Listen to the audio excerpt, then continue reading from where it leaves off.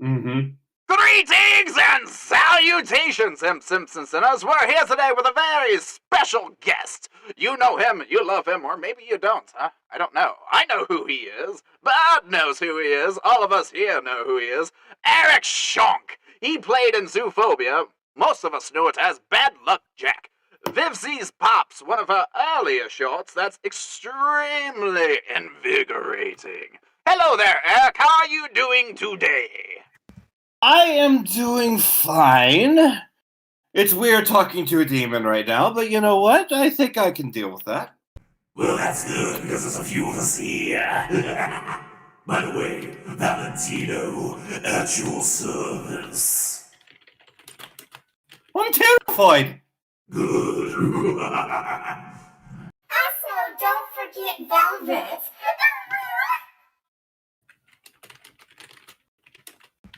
Well, the whole gang's here. Yeah. we got a few, to say the least. Yeah. So, Eric, you've worked with Viv. You've done some work. Tell us about yourself and about your career and all these other things before we really get the ball rolling. Oh, well, my name is Eric, and I was born in Ohio. Oh, no. Yeah, are we starting from there, or are we... no. I'm sorry. You said Ohio. I hate Ohio so much. Nothing. Are you Michigan? Are you Michigan? I've lived in both Michigan and Indiana. So we can't be friends. We just can't. I'm sorry. Well, okay. It's a few now. Well, yeah. This has been a great stream, guys. Thank you so much. Kick them off the server. Oh, side note, when I've been in Florida, and there's like, I've been in Michigan and stuff, and I say from Ohio, and people would be like, "Oh yeah, that's fine." I went to Florida, and then I said, "Yeah, I'm from Ohio," and I got the dirtiest fucking looks. Really? Yeah, because we stole Urban Meyer from them for football. Oh my god. Man. Oh no. And they would tell me about it. I mean, how does Ohio steal anybody from anywhere? Is the real question. Sports wise, we kind of got gold. You know what? You can't deny that. I got like 3 teams that I identify with that stomp Ohio on a regular basis. You got Notre Dame, you got Spartans, Wolverines. Come on now. Okay, when has the Wolverines beaten the Buckeyes? Anyway, whatever. Continuing on, Detroit I don't think people here are wanting to talk about sports. No, they're not. As much as I would totally do this, I don't think a lot of people would be about sports. You know, it's your show, man. It's your show. Do what you want. No, it's fucking not my show. You're right. It's my show. Yes. There you go. But you are the guest star of the show, so it's true. It's true. You're a guest of honor. Yes, I would call it guest. I'm not a guest star yet. Yeah. I just happen to be in a popular video. Oh, I see. So tell us a little bit more about you. I mean, we'll try to forget the Ohio part. It's kind of hard. Covers everything. Everything in flat. Just flat. All right. How about this? Okay, I'll start with this. I am, believe it or not, 28 years old. I have so I started doing voiceover stuff when I realized that I was graduating college. I have a degree. I got a degree in musical theater performance, and as soon as when college was ending, I'm like, crap. What do I do after that? Obviously, I was going to go to New York and stuff like that, but I also had to find things to do on the side, and so I started picking up voiceover stuff. I got in a couple. I mean, obviously, when you get your first mic, which was this stupid little snowball ice, which was so bad, I was auditioning around. Then I got a better mic, and then, so I was doing a lot of webcomic dubs. I still do a lot of webcomic dubs, mostly with let's see here, like IDW comics and stuff like that, but we'll get to that later. Then I came across this little thing called ZooPhobia, and the longtime fans of Vivzy might know what the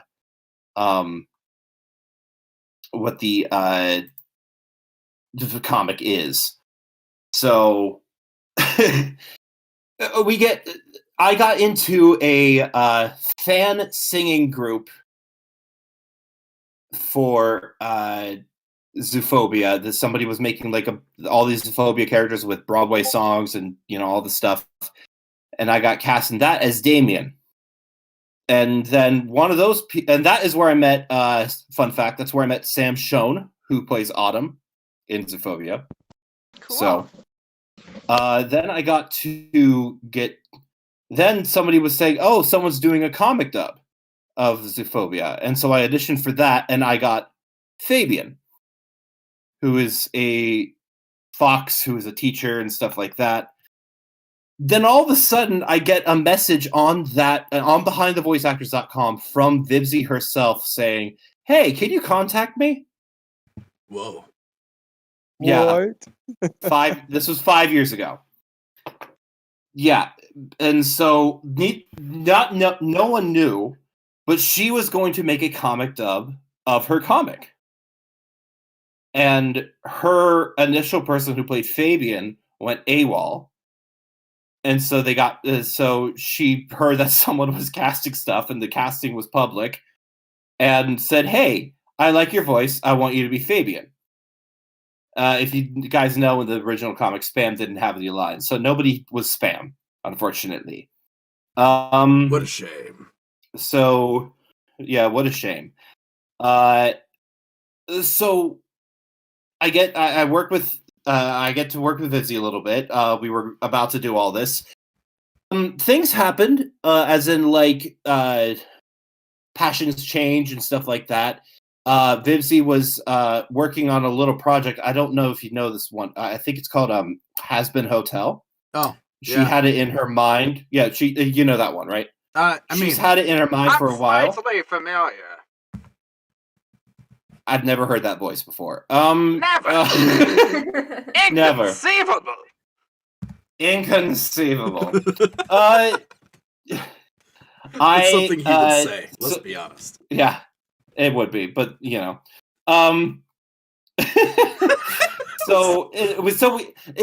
guys can actually probably look at Vivzy's channel and find the old trailer for her webcomic dub. I'm not in it, but there is a trailer. I think it's almost 5 years old now. But that's what I was going to be part of. And yeah, things just happen, and then all of a sudden, once Vivzy was going to do Has Been Hotel, and we did, and so she actually let us all audition for it, and believe it or not, I was close to being Angel Dust. Really? I don't know how close, but I was in a couple Now, here's callbacks. the real test. Yeah. Do the most famous line of Angel Dust real quick. Can I suck your dick? I can suck your dick? Yeah! Oh Thank you. No, Thank you. we have, so Kovacs and I, okay, for one, absolutely Kovacs should have gotten it. I bow to him. He absolutely is perfect for that character. I don't want any drama or anything. He's fucking phenomenal. Right, he does a great job. Yeah, he does a great job. And like, I didn't know he got it. And then when I heard the first trailer of it, then I'm like, oh, that's why. That's why he got it. Right. And but no, what happened was with those, after those auditions, I didn't get anything. I also auditioned for Alastor, but I didn't get anywhere there. And I was also auditioning for Alastor's singing voice. Again, nowhere, but that's okay. Vivzy was at a point where now she can get contacts to play her stuff, do all that stuff, and like get freaking Richard Horvitz. Like, that's probably her dream person to work with. I'm so happy for her for that. Right. Then you get and then later she's like, hey, like out of the blue, she messages me and just says, hey, I want to revisit ZooPhobia. and I want you to come back as Fabian. And I said, absolutely, I would do that. Initially, Fabian was in there, and this is really, I don't want to make this really underwhelming, but she was just, after a little bit, she's like, yeah, Fabian's not going to make it in the script. You want to voice Spam instead? Of course. That's how you want to voice a character with no lines. Well, thank you. Well, initially had no lines when in the comic dub, but then with this one, she's like, he's gonna have 4 lines, and then we made the voice on the spot, and then went on our way. And I didn't. For those of you who don't know, yes, I do sing. No, I did not do. I did not do the song as much as I wanted to, but like saying written, composed, and performed by Perry Grip, Emmy Award-winning Perry Grip. Perry Grip, yeah, that like does some great shit. Like my daughter, when she was very young, would listen to his YouTube videos. He like, you know, Emmy Award-winning Perry Grip, you know, singing and performing it. Yeah, sounds better than performed that by that one guy you don't know. Performed by the Shonky fellow. Shonky. Yes, exactly. Performed by that one guy who just does an Irish accent and a really high-pitched voice. Shonky. Yeah. So we actually have a couple questions. Yeah, absolutely. We're going to be pulling from our Patreon for these first and foremost, and then like if we have time, we'll pull from other sources. All right. Yep. So Dakota DeBear wanted to know. It's connected to your IMBD. Says that you're connected to something called Slightly Damned, and wanted to know if that was correct or not. That is correct. So there is a project called Slightly Damned that I have directed and starred in with a YouTube group called Star Force Media. Okay. This is going. I will say, if you guys want to follow it, it's going to be rebooted. I'm not going to direct it anymore, but I will still be one of the stars of it. Oh yeah. It's just a comic dub. It's with and that will be with MythWorks Studios. So look out for that. Follow them on Twitter at MythWorks Studios. It is another it is, before anyone says anything, it is a furry comic, but not that type of furry comic. Fires. What do you mean fires? We don't pander to your kind around here, Mr. Shonk. Before anyone says anything, no, I'm not a furry, but that doesn't mean I don't do what you guys want to do. I'm not going to stop you guys. Hey, I understand. Stop anyone. I'm not a furry, but I work in the fandom.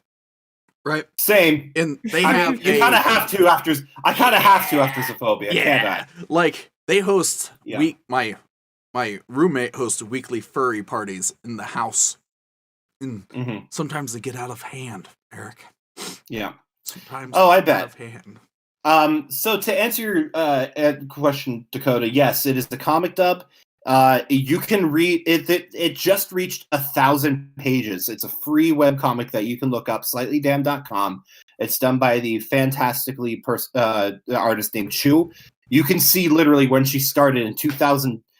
Oh my God, 2006, and how much she has grown as an artist. It's incredible. Yeah. The character is. The character I voice is a fire demon named Buwaro, who has been in the ring of the Slightly Damned and has no idea how to be a demon. Oh, that's a good premise. So, even though I wasn't in Has-Been Hotel, I still am playing a demon. I get it. Yeah. So, are you allowed to do the voice for that? Oh yeah, absolutely. Let's hear it. I directed it. Of course I can. Then do the voice. Well, my strength is in cartoon voices, so yeah, my voice is up here for it. Oh, no one know how you don't know how to be a demon. Have you heard your voice? What? You're kind of scary. Of course, I'm kind of scary. I'm a demon. Well, I'm a demon too, but I don't sound like that. What a shame. No, I'd rather sound like this. Okay, fine. I've been smoking since I was 4. You should stop that. Never. I didn't know where it's at. Come on. So Yeah. there's we have some more questions, right? Yeah. I hope I answered your question, Dakota. Yeah, absolutely. You did more than that, which was great. Someone actually said they just got done reading it right before the stream. So Yeah. that's cool, man. Great exposure Nice. for you guys. So this is from someone called Ask the Precious. They're Yep. one of our resident Fox Cult members Oh Mhm. no. because we have like Oh, hi, multiple- Crimson. we have multiple cults Hi. connected to the cast. We got the Wonderful. Mama Crimson cult. We got the Jasmine Dolphin cult. The Cult of Crowley. And then the Himboy Fooders Club. The Himboy Hooters Club. Hoot, hoot. Uh-oh. So it All was what's your favorite part of Zootopia, and do you like foxes? Well, Zootopia or ZooPhobia? Yeah, Those are Zoophobia. two Sorry, different sorry. things. I guess that's why I was saying Zootopia. It's okay. It's okay. What the fuck is that? It's like, yeah. All right. Crimson, is this about the comic or is this about the actual show? I'm not. Well, it's the other Crimson Fox. Oh, other Crimson Fox. Yeah, because Mhm. yeah, he. I think he's referring to the show, possibly. Yeah. Well, I can answer both really, because anything to do with in the comic, because I was actually going to voice Fabian. Fabian has a very precious moment with a character named Cameron, and just saying that it's all right living here, everything is okay, and stuff like that. It's a very touching moment. I really liked it. My favorite part of Bad Luck Jack has to be, I mean, I honestly didn't get the full script when I was doing this. I was told my lines. Yeah, one rarely does. You know, because there's also the point of spam's just a random fuck. So because he's spam. You know, he's What spam. is random. So as soon as I heard him start singing about a bumblebee, I know it's cliche but like it's everyone's favorite part. It's my favorite part too. I'm not gonna lie. Right. It's absolutely just singing about a bumblebee, and I'm like, because I also love doing kids theater, and that's just stuff that I would do on a heartbeat. Right. I get it. And your stance on foxes, Mr. Eric. Oh, so Vivzy initially cast me as a giant fox named Fabian, and then now I'm a fox at spam. And you think I don't like foxes? I mean, we all I get love- roles sometimes we're not fond of. I have played foxes. I have played turtles. I have played demons. Turtle. But no, I actually love foxes. It is one of my top 3 animals. And I have a legit question for you. Am I not Yeah. totally enough for the Turtle Club? No, Oh, damn it. because I play Ninja Mutant Turtle Oh, goddamn. You are Turtle. in a Max. comic dub. You are shell out, Yes, sir. yes. Donatello, for anyone who's asking. But yeah. That's fantastic. Mhm. So, the next question that we have is actually from one of our top tier patrons. Yep. It's not connected actually to the show per se, it's just in general. And I knew this would come up. It's what's your favorite song to perform and why is it your favorite? Oh, okay. So, Feel like there's well, some no, history it's well, the problem is I'm a musical theater person. I don't know how much this person is into musical theater, and I mean like cabaret stuff, not the musical cabaret, like stuff made by different smaller composers and stuff. there. Right. There is a beautiful song called Lucy's Laugh Mm. that I have performed. It is about a man who is telling about his love for this woman named Lucy Ooh. and saying that, and so I actually have a professional recording of it. It is on SoundCloud. It was done 5 years ago. It was right after I came out of college. Then it's also on YouTube when me doing it live. Literally 5. I don't upload a lot of myself singing because I don't have a good camera at all. So, Gotcha. but understand the I pain. also, yeah. So Yeah. I upload sometimes when someone is recording me perform and stuff like that. Right. The most fun song, that's a beautiful song. I will sing it anytime. But the most fun one to do, currently there is a it's also my top audition piece that I always do when I go into audition for stuff. It is called Did Spring Come to Texas from the musical Giant. It is insane. It's a 3-act musical by Michael Lacusa. He is absolutely incredible. Sung by the incredible Brian Darcy James. If you don't know him, then that's literally who I go after. So that's who I want to be in life. It's just about a country man who is just finally waiting. He's a country man that married a city woman, and he is just waiting for his woman to arrive at the farm. And it's like, is this how marriage works? It's stuff like that. It's just fantastic. It's high energy and it's awesome. Awesome. So it's fair to say that you're like a fan of musical theater, right? Believe it, I am more theater based than I am in voiceover based. Okay.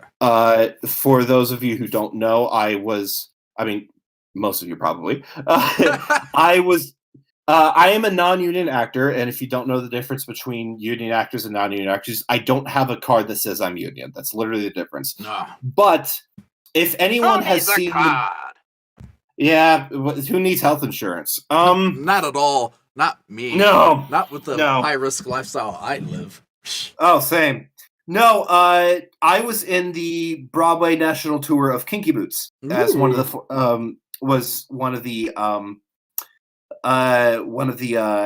chorus members and understudy for 3 different characters.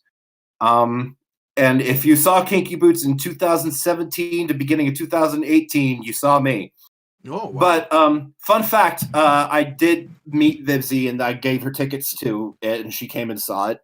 And then later she put out a video that said that Spider and Kinky Boots, so I might have influenced that. But that's fantastic.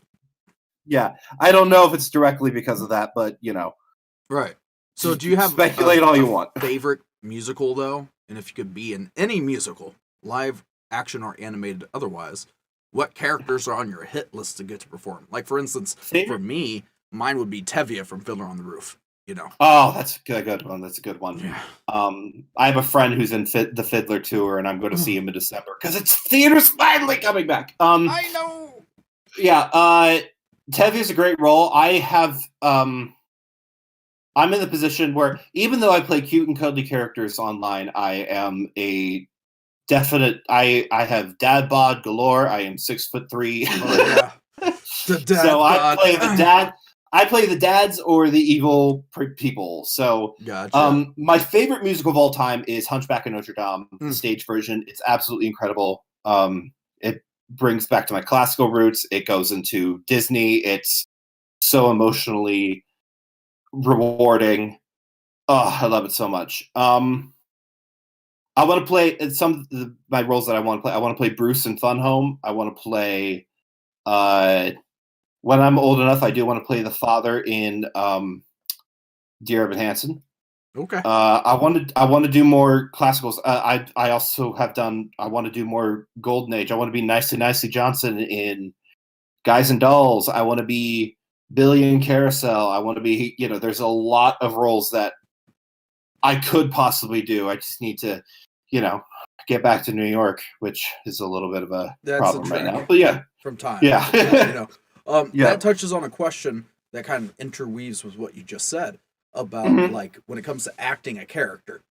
Like, do you have like a preference, such as like a villain, very random character, much like Spam, or average protagonist? Do you have a preference? Like for me, I enjoy playing scary characters because I have the vocal capability to do some things that other people can't. Because a lot of people they have a hard time doing this and not messing themselves up. I've been doing death metal vocals for 20 years. You look scary. And I look scary. Yeah, I look scary. And plus I could do the whole goblin thing. Yeah. So, but as far as like your wheelhouse, as far as natural leanings because I have a love of horror and the spooky and stuff like that. So playing villains to me is like, or anti-heroes, or like a big passion of mine. So what kind of character play do you particularly enjoy more than others? Do you have a preference on that, or is it just kind of like whatever the work and whatever I can pull off?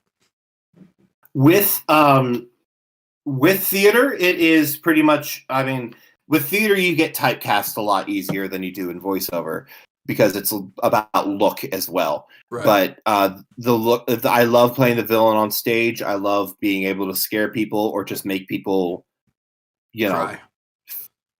No, I don't. Oh, that's just me. That's just me. If it comes to that, yes, but but I haven't had to do that. I also love silly. I love kid shows. I love doing. I love being.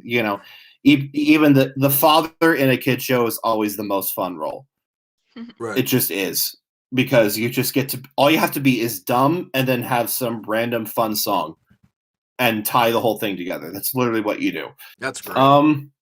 But with voiceover, I have played the most ones I've played are the I've played either the stupid fun character.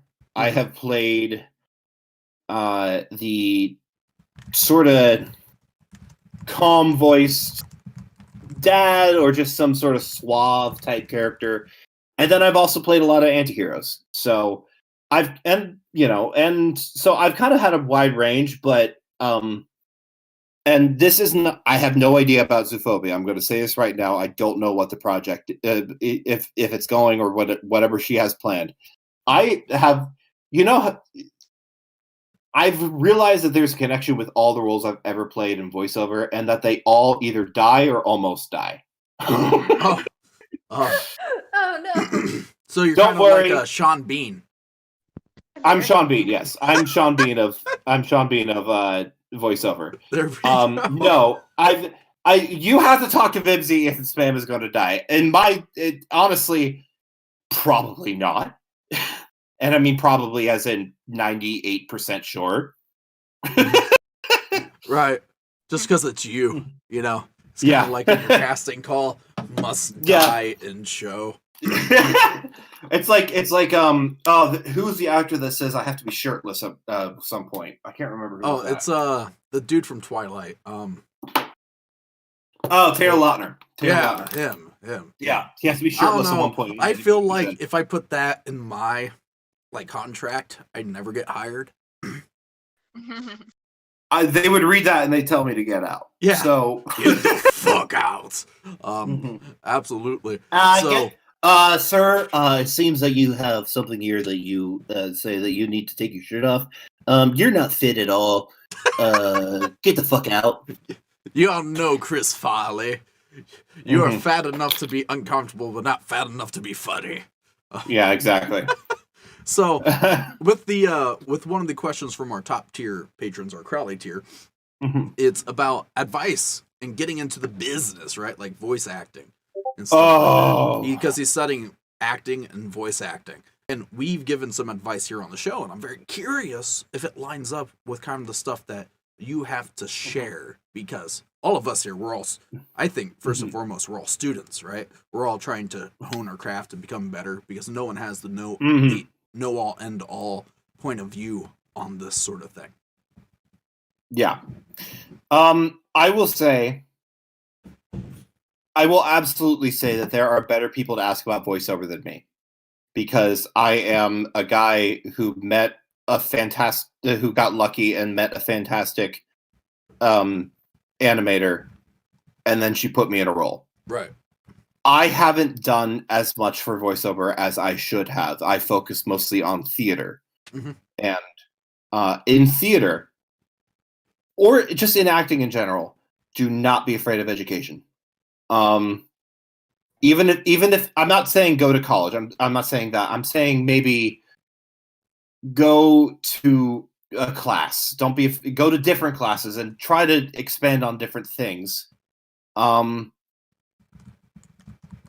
of the best, also the biggest advice I can give to you, especially when you're talking about roles or something like that. I don't know if this is good, or it's like, do not censor yourself. Right. Just go for it. Yeah. I live by the acronym FEAR. FEAR. Future events already ruined. If you fear them, you're not going to. It's already ruined. I love that because yeah, we touch on fear a lot in our meetings.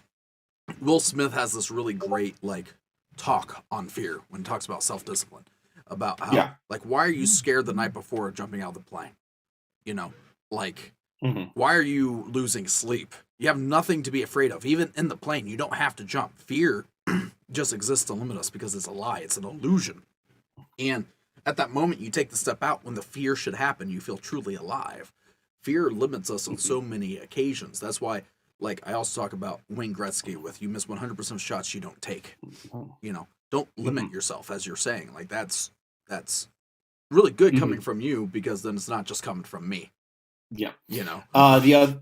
The other thing I will say is, for voiceover, get a reel, commercial reel, and a some sort of character reel, and just keep putting yourself out there. Get a professional. They know when it's not done professionally. I will just say that right now. With theater, you honestly, first of all, deal with rejection. You're going to be heard no. I got Kinky Boots after about 300 auditions. Right. And so that is how many times you have to keep going. You just have to, and you have to keep putting yourself out there. And also, just don't be a dick to people. That gets around. Yeah. It does. That gets around. The theater world is so small. Voiceover community is so small. So I will also say that with voiceover, you best, once you get a reel, try for an agent if you're really trying to go after something. Right. I'm at the I'm making my reel, and I'm just going to keep putting myself out there, but I'm not. This is my biggest credit for voiceover, so I can't really say that. But there's people who've done voiceovers for a lot of paid projects and for video games and stuff like that, so they are better to ask than I would be. Yeah, absolutely. I mean, we have a lot of there's a lot of people that are passionate about a lot of things, and in my experience, the only thing it really takes to succeed is to never give up. That seems to be the biggest ingredient in any form of success. You just got to keep pushing. Because if you give up, it'll never happen.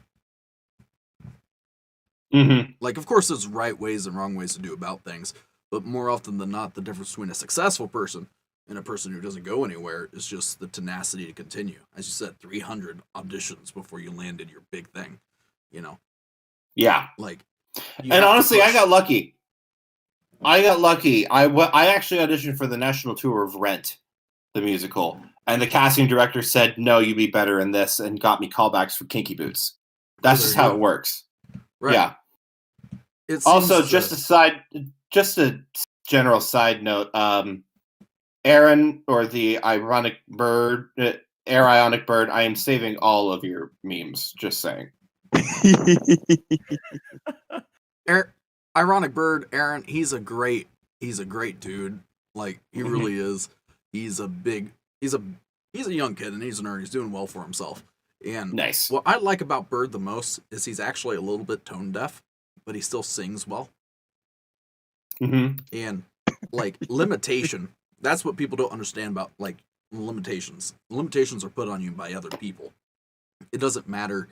You can get told, as you said, it's a small community. There's going to be some dicks out there. I'm sure there's directors and producers you've worked with that you didn't 100% click with. And what a lot of us as a talent don't understand is a lot of time these people have to be bosses when they would rather just be nice. Yeah. I get stuck in that sometimes, where I have to do my job as the producer on the channel and have to come down on somebody, but you're not doing your job. And that's a little hard. It's a little hard, you know, and it's a hard business, you know, when you're like have to perform all the time. And yes, and I will say if you go to New York and give it a year, you didn't try. You have to go 5. I mean that sincerely. You got to go big. I got lucky in getting it in my second year, and that's rare, a big role like that. So, right. But then again, also I don't mean to, like, I'm not trying to brag or anything, but I really worked for it. And that's the thing. You have to just keep working. I went to at least 5 auditions a week. Right. I barely slept. And I also had a full-time job I had a full-time barista job and a catering job. Man. And auditioned in the morning. I get it. At my day job outside of this, I work about 50 hours a week. Mm-hmm. And then I do this 30 to 50 hours a week on top of that. Yeah. And that's the main key about success is like sleep.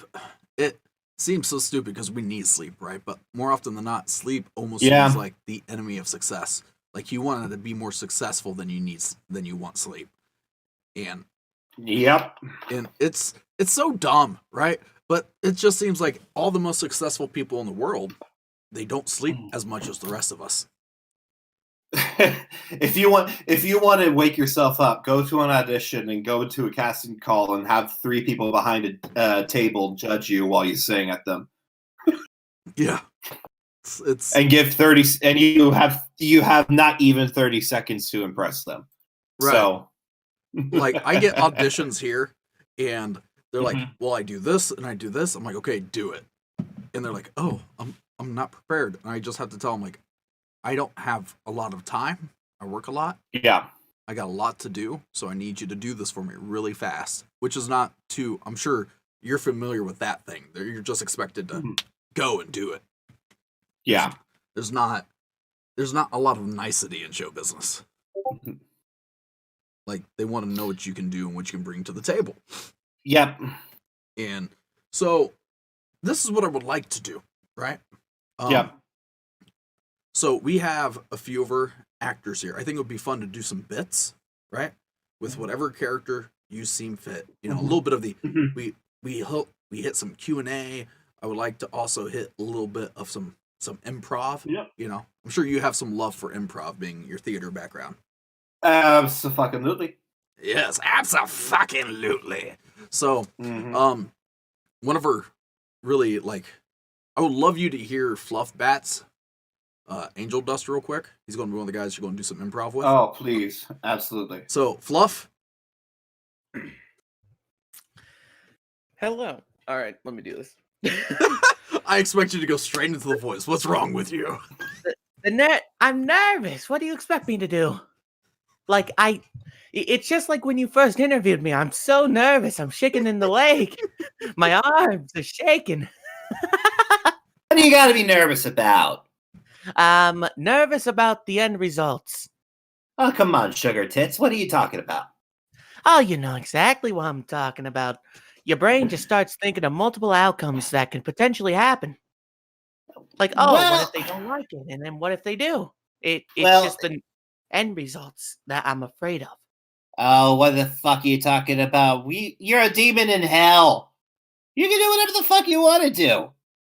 Who gives a shit about what your feelings are? No one else does. Well, I guess you're right about that one. Oh, thank you so much. So Fluff Bat, he's he works too, and he does a lot of work, and he's pushing really hard, man. Sometimes he'll wreck his voice doing lines. I'm like, bro, let me teach you how to scream. You know, still doesn't take me up on it. Mm-hmm. But that's also a good thing. Guys, learn how to scream in front of a microphone, and I mean scream. Guys, yes, but I wasn't asking you to blow out my eardrums. Sorry. Sorry. No. I was just saying, you guys have to because that's one of the biggest things. If you don't go there, if you don't know how to do that in front of a microphone when you're trying to audition for something, they won't think that you can get there. Right. You know, so You you gotta give have it to your get all. go there. It's better to go over the top and be brought down than to try to get up there. You know Now, what I mean? I once auditioned for a stage play at Midland Center of the Arts up in Midland, Michigan. They got a really good art program. No, oh no, wait, okay, we have more in common than you think. Oh, really? Dexter Brigham. I have worked with him. Okay. Yeah. So I auditioned for Long John Silver, and I at the point was like, for Christ's sake! And I put so much into it. The people next to me, like 2 out of 5 of them, dropped their scripts. They're like, you're a little too intense for the part, and you're not quite old enough yet. I'm like, damn it. Yeah. I have worked with Dexter Brigham. Also runs a company called Festival 56, which I was part of in 2019. And, unfortunately, I didn't really get to work with him. There was like a whole bunch of stuff that happened where I got mandated at work, and I couldn't like do the full production. And no, I get that. It's just I was small world. It is a very small world. He's an absolute treasure, and he was doing a lot of Shakespeare stuff with Midland Center of the Arts, and I was in part of them for a couple times. Yeah, so, one of the things I actually do to help my voice actors get their characters down is I have them read Shakespeare in voice. Yeah, that will do it. Yeah, You never absolutely. had me do that. Well, because you already had it, bud. Fucking bud. Oh. So, okay. Bird here. Well, you don't have a Shakespeare monologue already ready to perform for you? How dare you? I should actually, like, for my next auditions, just like post online, bring me some Hamlet. Like, let's do it. Yes. Okay. Like, so, Bird, if you could, I want you to do some improv first as Husk, then as Stolas. Oh God, you want me to do Husk first? Okay. Yeah. Well, fuck. What's up, fucker? You talking to me? Yeah, I'm talking to you. No, I'm talking to the fucking wall behind you. What's up? Oh, well, do you want me to get the wall's attention? I can get. Sarcasm. I get it. Yes, I it's get sarcasm. I get it. So, yeah. Hi. Are you? Do you need a drink? I've got a drink. Do you need a better drink? Do you want a drink? Oh God! Fucking Velvet! Stay away! Stay away! No. Hey, Velvet, I made you another cocktail. Here you go. I feel like I don't belong here. No. Come sit down. Come sit down. We can play a card game. What kind of games you like? Go fish? Oh, okay. We can play Go Fish. Stolas. At the Go Fish part. Oh God. Okay. Oh well, you could go fish with me anytime you'd like. Well, I suppose I might have to. Oh. Oh no. Yes, I have a little canoe. It might be too narrow on one side, so you'd have to sit on the same side as me, perhaps even in my lap, if you'd be okay with that. Well, I'm lost for words here. So he spends a lot of time as Stolas, and he always goes the same route. I get him to record WAP. I got him to record WAP by Cardi B as a Stolas parody. Oh, Jesus Christ. Can I also just say, Stolas is my favorite Hell of a Boss character by far. Yes! Yes! Like, it is my favorite. He's just a dad who wants to do whatever he wants, but also be a good dad. Yeah, and he's also just you don't get promiscuous dad enough in shows. Like, what the fuck? It's such a true trope, though. Like, if you're a dad, you're like, I just want to bust a nut. Like, being a dad is fantastic, but every now and then, come on. Every now and then. I love. Oh God, I love Stolas, and also just the character, and also like, oh my God, Tony nominated the voice actor. I'm like, gosh. I love him. Yeah, he's so good. That's what I also want to say. I like people like, yes, I was blessed to be like, Vizzy, kept talking to me, but like I want to say this just in general is when, because a lot of people, I want to kind of come to the defense of Vibsy about something, is when a lot of people were kind of like, okay, you're on to bigger, better things. Well, what about us? Right. And this goes for any creator, who is creating something and all of a sudden it gets successful and all of a sudden it's going somewhere. Guys, this is their livelihood. Yes, it's yours too, but they are the one. This is their stuff. So, like, they have to make the decisions for them. That doesn't mean that doesn't mean people are not going to be in contact with you and stuff, but they got to do what they have to do. So you have to remember that being able to to help with that initial step of getting that person to where it needs to be. And, that's a goal in itself. I've been in a couple world premiere plays and they have gone far. I'm not going to be casting them on Broadway right now because I was 18 when I played a 63-year-old. But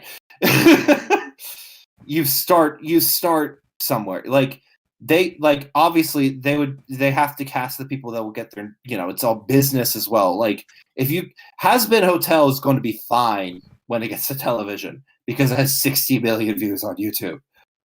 They don't need a name. Hell of a Boss is already Has Been Hotel is already a name. Hell of a Boss, on the other hand, has a lot less millions of views. So they need people like Stephen Horvitz and, all these other people to actually do that. She has the connections. Why wouldn't she go after? Why would she not get Invader Zim to voice someone? I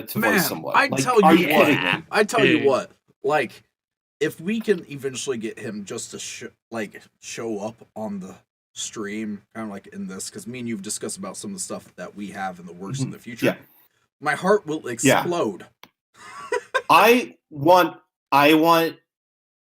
so badly to. I wish I could have been a fly in the room when Vivsy found out that she'd be working with Stephen Horvitz, because that's like, I don't think, if you guys don't know, Invader Zim is a huge part of her, helped her form to what she is. Mm-hmm. So I don't think people realize how big of a deal it is to her that she got that. But I mean, if I ever had him work on anything that I have in the works, because I'm a content creator too. I have lots of plans, but if I ooh man, I could only imagine just the amount of explosions in her heart that took place. Mm-hmm. I'm that way with Rob Paulson. Rob Paulson is my number one voice actor. His name was Robert Paulson. His name was Robert Paulson. No, but God, Rob Paulson he's the voice of our childhoods, guys. 2 different Teenage Mutant Ninja Turtles, Yakko and Pinky, Carl Weezer, Mark Chang. Jesus Christ, people, what more do you need? Right.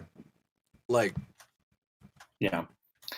I've seen him live do sing songs from Animaniacs. I've met him. He is an absolute treasure. I want to hug him and never let go.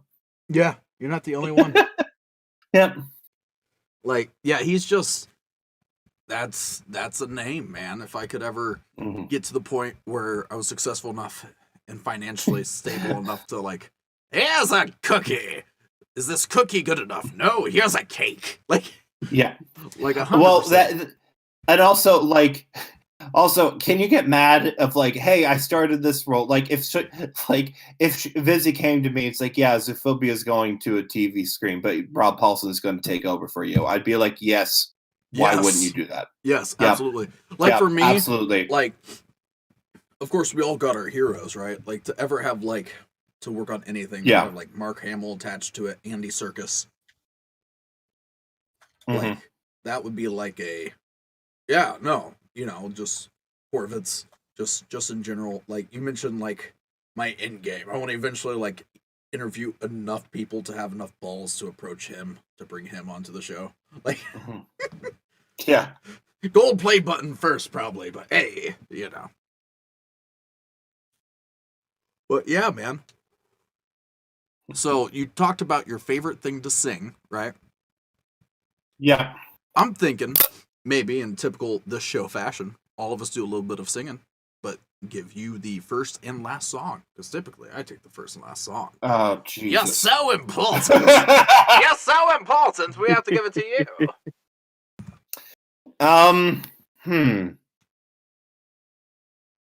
Well, now that you put the pressure on me, I don't know what to say. It always happens that way. Damn it! You told me in advance that this would be happening. It always happens. Would you be okay then, like having maybe a couple of people sing before you, so you can kind of get your bearing? I am okay with other people singing at any time, any place. There's one song that Fluffbat does. That is like, oh no, that's a fan favorite. Have you ever heard of Ram Ranch? Oh my God! Oh, stop no, it. please, No, just because Crimson's not here doesn't mean you can. No. So no. Okay. My rule is if someone says no, probably shouldn't. Okay, so let me give a little bit of a background.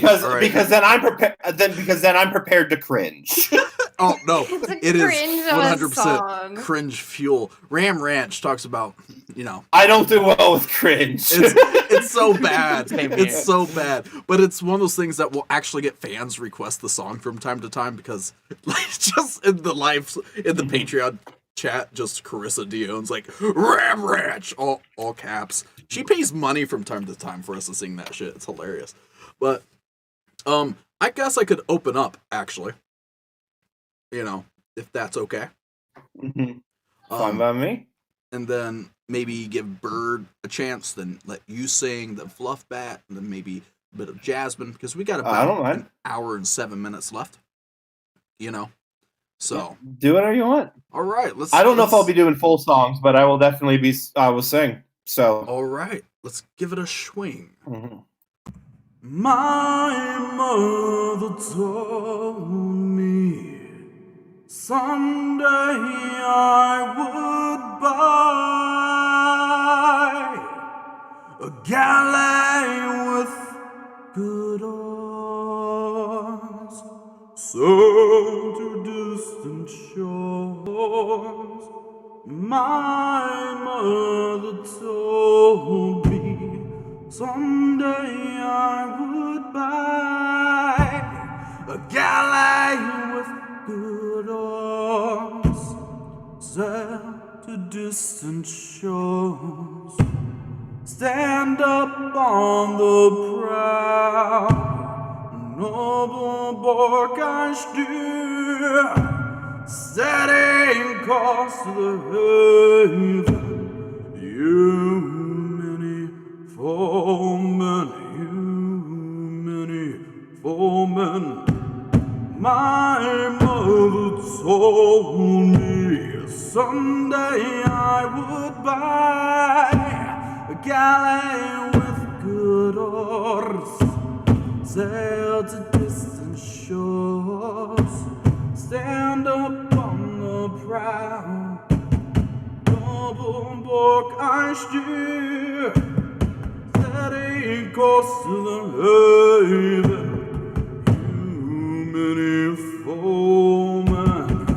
You many foemen. Murder! All right. Hell yeah. So. Oh, why do you have to make me go after you? It's better than making You can go after me if you want. Yeah. Yes, absolutely. The Broadway singer. Go after the Broadway singer. Yeah. I have slim choices here. No, do whatever the hell you want, man. Hey, I am a full stand for anyone who sings loud and proud. So you know what? Do it. Okay, well, if that's the case, you're gonna like this one. You got this, bird. Fuck it. I'm gonna miss that bird. Bird? Okay. I got you. You got this. Oh, you're gonna love this one. I already know. I hope so. Stop stalling. Going! It's monster fighting time again. Not gonna let the monster win. We're gonna make that monster hurt like never before. Whoa. It's monster fighting time right now. We're gonna beat this monster down. We're gonna make this monster wish it had never been born. Whoa. Oh, what's that I see? It's a bumblebee. Bumblebee. What's that bumblebee doing here? That's what I wanna know. And where does he think he's going? Oh, how would it be, boop-a-doo-ba-doo, to spend your life just buzzing around? And how would it be, boop-a-doo-ba-doo, zooming along, nothing to worry about? Oh, how would it be, boop-a-doo-dee, spend your life just like a bumblebee? Oh, where was I? Monster fighting time, monster fighting time, monster fighting time, monster fighting time. Matter! I'm in love. I love that. Bumblebee. I don't know if I'll ever be invited to a con or anything or do anything like that. But if someone says, I always do you know how many people? Oh, here's a fun side note. Do you know how a lot of people don't pay attention to the credits a lot of the stuff? So, and then so everyone, they saw, oh, spam done by Eric Shonk. Oh, well, okay, let's go look him up. And everyone those people thought that I was singing, that I sang the song, and I didn't. But what doesn't help is that on my YouTube channel, the first song that you see was done in 2019, and it's me singing in an Irish accent. So people just assume it's me. Oh. Because obviously. Oh, yeah. You know. Because you're Perry Grip in disguise. Yeah. But no one thinks that but once I tell them, hey, it's Perry Grip, they're like, oh. And then all of a sudden I lost a subscriber. Oh, no. It is what it is. I am not on the totem. A guy who's been on one tour versus an Emmy Award winner. Yeah, chunky. Yeah, he also writes and composes and does his own stuff and has his own big studio. And here I am with fiddling with Audacity and karaoke tracks. Same. I feel that. So we feel it on a personal level. Like all of our lines are done through Audacity. Mm-hmm. Yeah. Well, I'll go next because you know what? I'm still feeling a little Irish. So this is a song. I don't know. I will say for the record, I don't know how my microphone will do with singing in Discord. I am on a laptop mic right now. Oh, right. Because we were talking about your illustrious celebrity life with your two computers and how one of them refuses to work. One of them refuses to work with it, and so I bought the other one, and then the one that I bought to do this shit doesn't work right now. So, oh no, yeah. So I don't know. I think no, I can't do it right now. But yeah, I can try. I'm gonna try. That's why I'm trying to think of. That's why I was trying to go with that song because it's not elongated long notes and stuff like that, so you can hear a little bit, Yeah. So, this is from a musical called A Man of No Importance. And this is a character who is like, no, I won't be in your community theater show. Gotcha. I don't want to stand on a stage with a sword. I went to the pantomime once. I was bored. I'm not a poetical sort of a person. You. Oh, I need a poem the streets and the gutters will do. There's Tommy Flanagan who lights the gas lamps. 190 lamps in Phoenix Park alone. He's done it drunk for over 57 years in Dublin. And Tony Colley with his racing pigeons. It's like religion how he lives to fly those birds. He says they travel for 100 miles or more.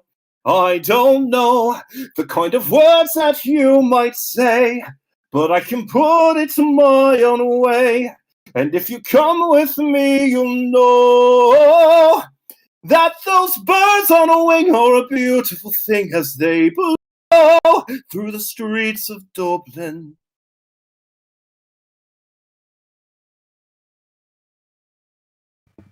Murder! Murder! So I say murder at the end of every song because we killed it. Yeah, and also because I just like saying the word.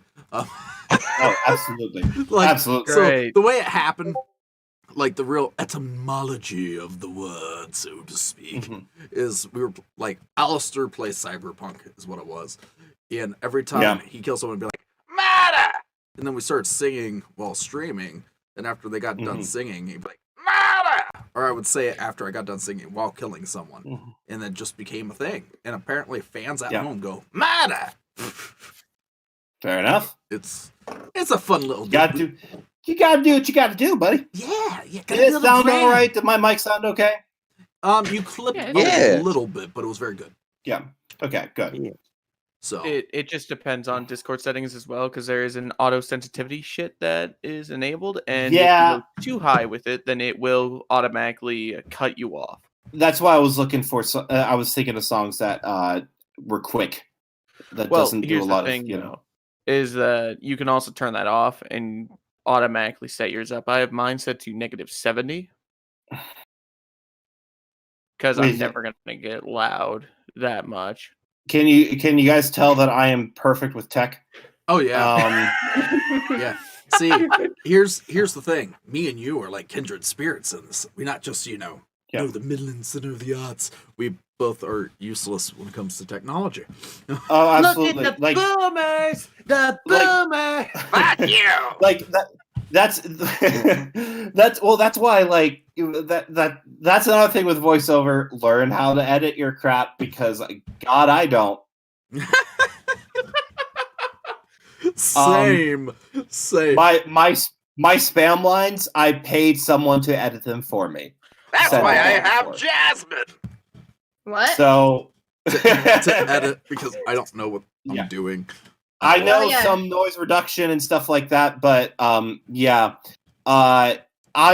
that's honestly usually a necessity. I need to get on that. I really do. But at the same time, if you have friends and you have maybe a tiny little bit of extra cash, then maybe you can throw them their way and send them stuff. Friends. Yeah, you don't have them? No. Yes, I have friends. I have all sorts of friends. Okay. Fans at home and these people who work for me. Oh, I feel so sorry for them. Same. Eric, please help me. He's a bad classic misdirection. I love it. I love it so like much. A fucking smooth criminal. God damn. Yeah. Hey. Here's a question, Eric. How do you feel about rap battles? I have never rapped in my life, except if it's Hamilton. Sometimes we do rap battle brackets on the channel if you ever want to come back and face off with the cast. I absolutely will not be able to rap. I can say that right now. Neither can 90% of the cast. Okay. Why would you ask him to rap against you, Crowley? Come on. Okay. Can I do that? Can I just say this? It took me a full month and a half listening to. I don't know who is a Hamilton fan here. I don't. I am forced Mike. to watch Hamilton because I'm doing a Hamilton fucking thing. One of our Well- cast members in the stream chat's like, "Did he say Hamilton?" Yes. The most literally, this is probably the most impressive thing I've ever done in my life. But I have learned the rap that oh god, Angelica Schuyler does in Satisfied. That's literally the only. I think that's the most impressive thing I've ever done in my life because it took me about a month and a half with one song on repeat to learn it and do it well. I know that feel. Yeah, like any other, like it's fun. It's fun. It's funny. Any other song I could learn in a day. That, fuck no. Right. I'll do this thing where we'll have the rap battle here, and I've like practiced like freestyle rap, and then I'll do it as Alastor, and I'll just pick apart the cast. And then we have our administrative assistant, who's like this pure nice person, but when you put her on the mic to rap, man, she becomes a savage. It hurts everyone's feelings. I'm not gonna lie, Eric. We did a rap battle like a few weeks ago, and she slaughtered every single one of us. Like every Wonderful. single one of us. She goes method. That is. She became a gangster. That's awesome. That's why I always lose on first bracket. I will tell you, I will lose before the bracket even starts. Oh no! You can't do any worse than Fluff Bat. The only rap, like, if I can do that one thing from Hamilton, I might get past the first round. But if you're actually wanting me to improv rap, give me about 7 minutes before, and I'll think of one rhyme. One rhyme. Oh no! One rhyme. That's great. I'm watching the stream chat a little bit here in Discord, and yes, I do see the guy who is absolutely in love with Hamilton. He actually is working on a Death Note parody of Hamilton. If you're familiar with Death Note. Why does that sound like it works? Yo, when he first thought of it, he was like, this can work. This will actually work. Like, I'm not gonna lie, I'm salty. I'm not a part of it because I love Death Note.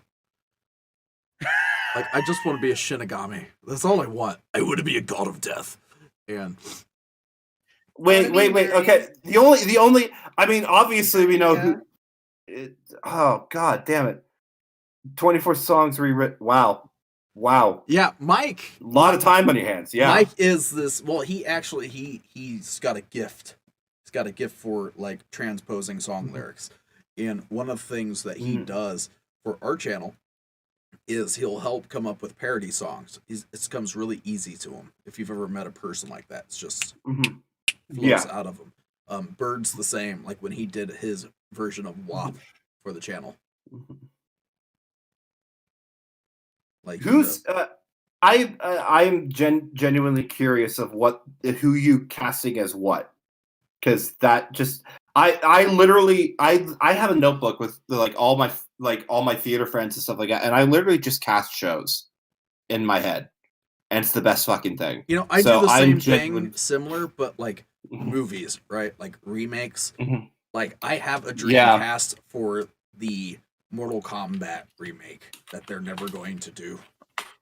I thought they are. No, I thought they were. Dude, they thought it's being filmed in Australia, isn't it? They did this thing. I don't know if they are now. I knew that like they did a mini thing. I know they're filming something for Mortal Kombat. I know they're doing something. Well, they did a live action short series. Yeah, I know that one. I'm talking about like now they are filming like now. Yeah, it's coming out this year in April. HBO Max. Yeah, but it doesn't have like my cast in it, you know? Like, I think Margot Robbie would make a great Sonya Blade. Yeah. And then, like, Ryan Reynolds as Luke Cage. Yeah. Well, to be fair, my dream cast is ZooPhobia. I'm not in it. So, just going to be completely honest there. Makes Again, sense. just Rob Paulson doing Yakko as Yakko voice as or Pinky voice as Spam. Yeah, that will work totally. Yeah. Oh, Dakota, don't mention that one. Yeah. No, Ooh, but just I want to do a little. I'm looking at the cast for the new thing right now, and they actually picked my like dream Scorpion. They picked the actor I had for him in my head, so I'm doing okay on my Hiroyuki Sanada for Hanzo Hisashi, the guy from like The Last Samurai and a whole bunch of like he's going to be in it, but they don't have Terry Crews as Jack Briggs or like no, I can't see that. I can't see that. I just can't. I apologize. I don't know. I live in my own world, okay? Oh yeah, absolutely. I just for shits and giggles, for the Hamilton stan that we have in this chat.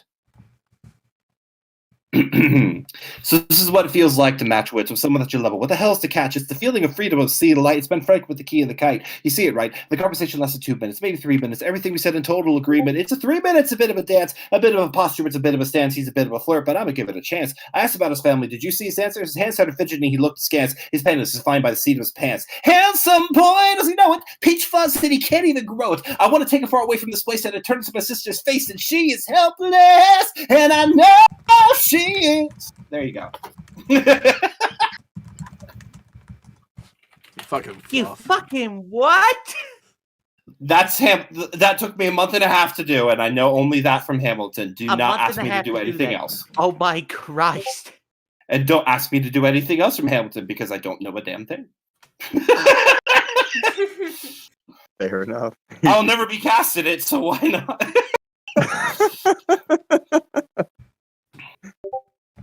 So, that was fantastic. That was good. Yeah, so there you go. I figured it was sort of like I wanted to help them, but I'm not going to lie, I wanted to flex a little bit. Yeah, I get it. I see, like, whenever I flex, I pull out, like, death metal shit and whatnot. There's actually a band called Demon Hunter, which they got some... The first song I ever learned to rap was actually I took the screaming and I transposed it as rap, you know? Like, I kind of want to rap now, and I don't want to do it, but I do. I don't. No, which actor in Hamilton? I don't think she got Lin-Manuel Miranda to do Tex. Huh? I don't know. She gets. I will just say she has. Yeah, no, James. Yeah, he was. James Englehart was actually in. He was Genie in Aladdin, and he was also a one-liner in the the Has-Been Hotel, and she has been wanting to work with him for a while and do more stuff with him. So yes, and then she wants Broadway actors because she knows they can fucking perform. She got Alex Brightman, she got Bryce Pinkman. She's got me. I've not been on Broadway yet, but I'm getting there. Damn it. Hey man. It's all a tour counts, doesn't it? Yeah, you have to really just keep pushing, man. You can't get discouraged. Yeah, like at all. Yeah, like I just can't push while I'm in COVID. Well, I mean, you can still grind on your craft, though. Oh yeah, no, I've definitely been doing that. But the problem is, I'm still not going to be doing that. Right. Yeah. For another year or so. It sucks. It does. It sucks, but you know what? You got to do what you got to do. You could go super method, like, fucking Tom Hanks, Castaway. Just become him. Wilson! Just live in your underwear, like I am a fan of taking like a 5 minutes or so to get into character. I'm not a fan of I'm gonna stay in this character literally for 24/7, 6 days, 7 days a week. Just I can't do that. I randomly slip into characters, like all the time. Yeah, one of my favorite tricks to do, and this is for anyone who's in theater, or even if they're doing something. I was in this great class in college. It was a mask and movement class, and then what you put on a mask. He did a great thing of like he just gave you a mask and you were closing your eyes, and you know, and then you just had to feel the face and guess what that face was. And I use that. What I do is I put my hands in front of my face. I breathe, you know, just hot. You just get that thing of the mask, you know, on your face. So it's hot air on your face, and then you just form, and then you put your hands away, and then you feel, you just kind of feel with the chills of all the stuff coming, you know, and just make a face, like make what you think that face looks like, and then you go perform. Right. That's how I snap into character. Believe it or not, that actually has some, like, this is completely in a different, like, world, so to speak. Like, if you know anything about shamanism or anything like that, like shamanic masks to assume the apparatus of a spirit. They'll wear masks to shift their mindset into those things. So I think that's really connected to that. And one of the things that I would do before performing death metal is, you know, I would cup my hands over my nose and I would, you know, feel that air hit my face. So, I mean, there's a lot of different things you can do. It's really good. My senior project was all about physicality and acting on stage and movement. It's not, I turned in a thesis pretty much at a doctorate level thesis at bachelor's. I turned in a 76-page paper. Wow. They asked for 12. Well, above and beyond, you wanted the grade. Were you behind? I am a desperate overachiever at times. I understand completely. Whenever I put all my energy into something. Yeah. Like, also when you're writing about something and researching about something, you kind of want to do that. You just want to constantly right. You got to finish your thought, man. You got to finish your thought 110%. I mean, that's like when I did my paper in my psychology class on self-harm, you know, they wanted 12, I did 24.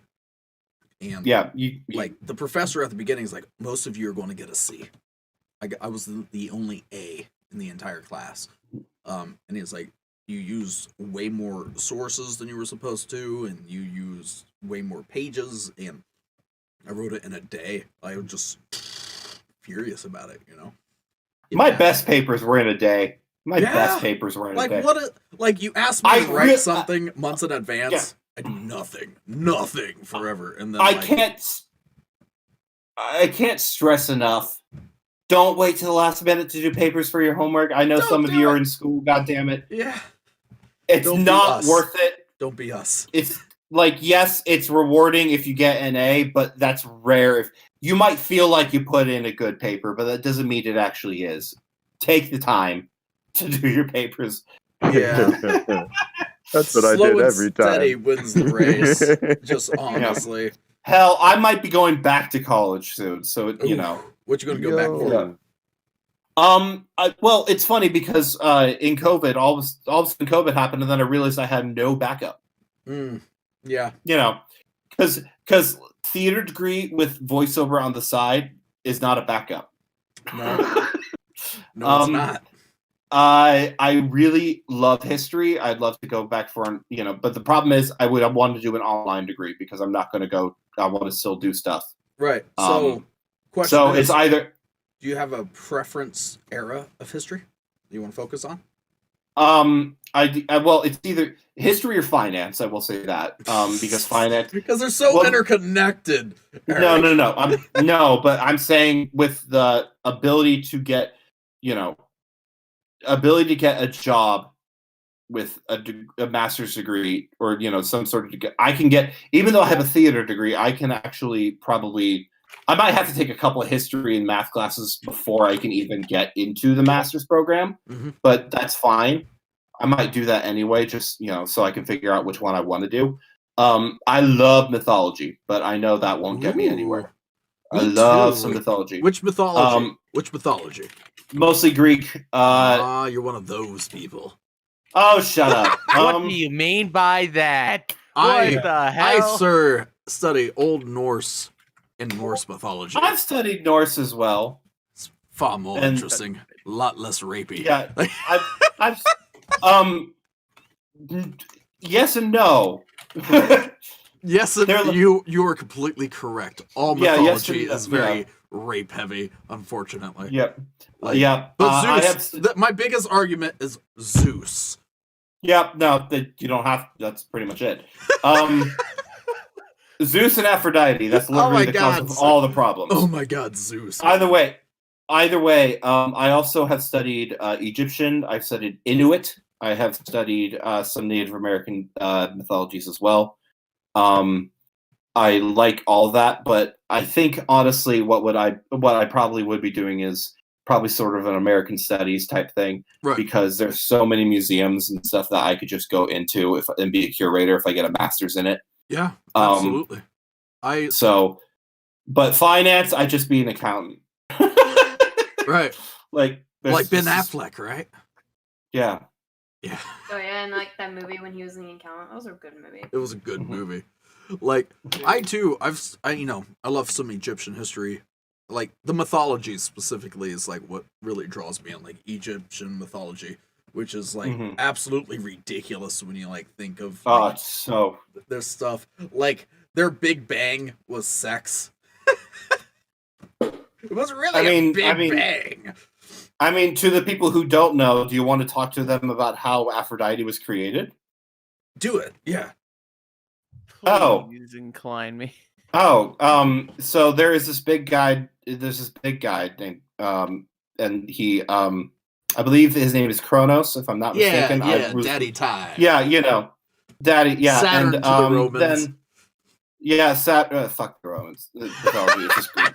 Fuck Rome. Oh no! If I want to visit there, it's a lovely place. Right. No, but you did steal your gods. You stole all of them. Just gave them new names. Yeah, like the fucking Glitter Force did with Sailor Moon. But no, for the people who don't know how Aphrodite was created, it was someone castrated Kronos, and then his testicles turned into sea foam in the ocean, and out came Aphrodite. Yeah, they did. I love it. It's almost as convoluted as the Norse, the cow licking the armpit. Yeah, the drops came like the first gods, and they like. I mean, hell, if you believe the regular Greek stuff about Dionysus, he pretty much Zeus showed his true form to the person he screwed, and she zapped to dead, but the newborn baby. But the baby still needed to grow, so he put a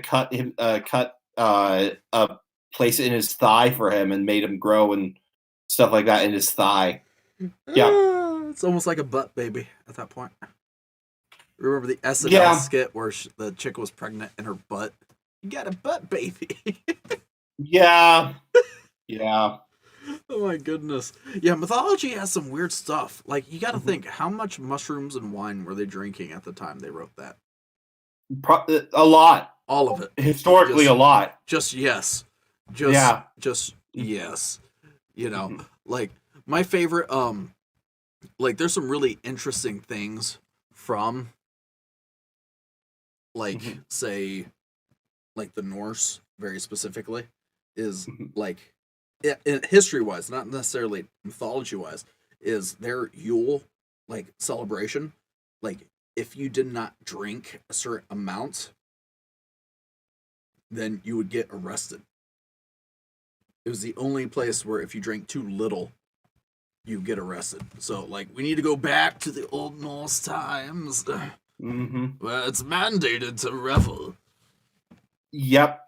And I just want to say this is a great conversation for people who wanted to listen in about Has-Been and ZooPhobia. Yeah, it is. It really is. Well, they know what they're getting into with this show. They really do. Like, I shit you not. We go into so many tangents. That's why I said we go in a lot of different directions. They're here primarily for like there is like. They're here for me, okay? Yeah, they're here for you. No, okay. What it really is like the fans that are here are regulars. They actually enjoy our actual conversation. Because they're like, we learn so much because we also give like life advice. They're like life advice with Crowley and things like that. It's really fascinating because like we get some people that they're like, yeah, we came here for Hasbin Hotel, but we stayed for you guys. Yeah, which I think is a massive fucking compliment. Fair, yeah, that is a very good compliment to like have a dedicated fan base for the cast of impersonators because we're all imposters. Just pretending to be something we're not. No, I could talk history all the time. Absolutely. Same. But you're right. Let's get. So what's Viv like in person? Absolutely. All right, we're going to go from mythology to a deep question. Yeah, no, we're going to talk about like spawning goddesses from testicle foam to Viv. No, I'm sure she would love to be put in that same bracket of conversation. Yeah, probably not. Probably not. You're right. No, I'm sorry, Viv. She's great. Yeah, she's great. I met her before the show and after. We had it was me and Kellum and I believe one other person. Kellum was the director or casting director. I think actually director too of a Hasbin Hotel. I fanboyed, not gonna lie, I did a little bit. No, she's great. She's a huge music buff. She was talking about who she'd want in different, animation stuff like that, and like Alex Brightman, and she got Alex Brightman, and we talked about James Monroe Englehart. She's I was just telling her how proud I was of her because I knew her when she was like, yeah, I want this project. I'm working on this project. I don't know how it will go, because getting from her fan base away, because her fan base is also phobia. Right. And to take that leap of saying, hey, I'm not doing that. I want to work on something else. Mm-hmm. That's huge. You know what I mean? And that is like this thing that's working that's not really fulfilling her at the moment. I have this other idea. I got to do this. And she went for it. And this is exactly what she, So. Well, yeah. Yeah. And she got the backing and stuff like that. Like, if you're familiar with Chuck Palahniuk, Palahniuk, however you want to pronounce his fucking Polish last name. Chuck, when he wrote Fight Club, he sold the book initially for $6,000. Like, he was literally just trying to pay his bills.